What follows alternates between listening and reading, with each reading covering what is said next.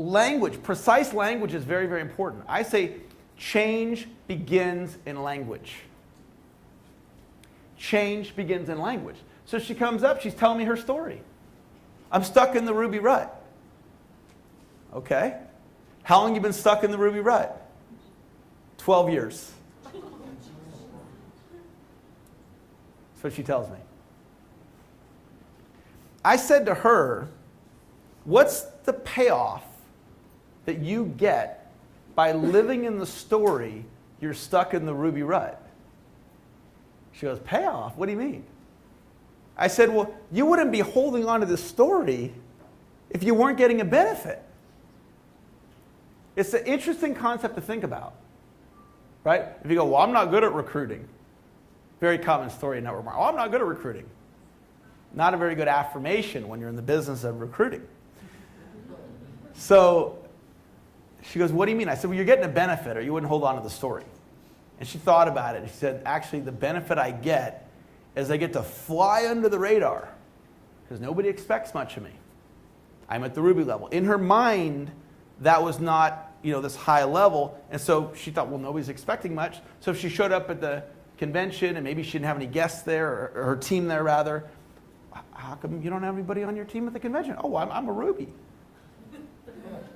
You get that? And I said, are you willing to let go of the story and the benefit that you're getting? And she said yes. 4 months later, she went from Ruby to Emerald to Diamond. More than doubling her income, prestigious position at her company, starts winning all the, the trips, building her team. But what was holding her back was she was living in an old story. And we all have them. You could have an empowering story. You could have a disempowering story. And so it's a thought, if you go back to the whole idea of Think and Grow Rich, it's a really good thought to sit with, not for 5 minutes, but for an hour, 2 hours. What's my story? Is my story, well, I'm brand new, therefore I'm not achieving a high level of success, maybe in year 2? Or is it, I'm brand new, I'm going to set the company record for most new people in the business in my first 30 days? Do you see how different story, different results? Does that make sense to you guys? Yes. How many of you would be willing to just sit with that thought in your own quiet time, maybe in the next week? Just spend an hour, 1 hour, and just think, what is my story? What's my story about my business, my relationships, my ability to parent or grandparent? What's my story about my health? What's my story about my finances? What's my story? Change your story. Change your life. Change begins in language. We're getting into a concept of designing your life. You can create a new story for yourself. At age 28, I created a story. And I said, I'm going to be the top sales trainer in the world of my generation. Small little goal. I said, I want to be the Zig Ziglar of my generation. That's the story that I chose to step into. I didn't say, I want to be the top sales trainer in San Diego or California. I said, I want to be the top person on the planet at what it is that I do. I'm not sharing that with you to give myself a pat on the back. It's just to give you something to think about. I'm a former cook at McDonald's, college dropout.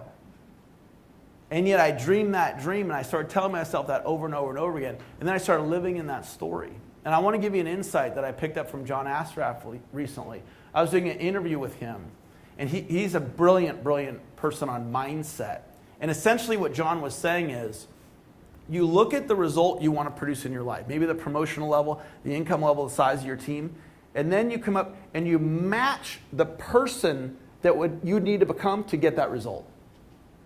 What would I have to think? What would my habits have to be?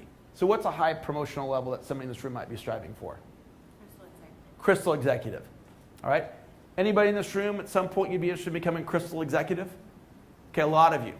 So here's the conversation with yourself. Crystal executive. Okay, and if you're not that already, okay.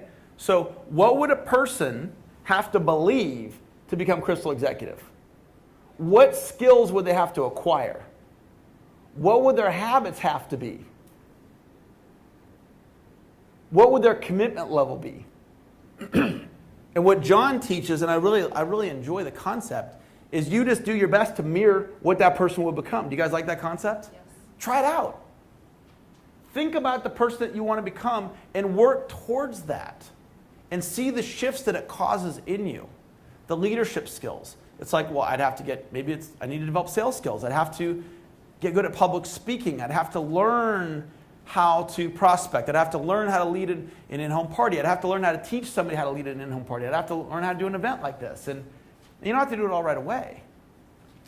But there's probably a gap between the person you want to become and the person that you are, and you just work towards it. And you just put forth the effort, and all of a sudden, it's a game changer.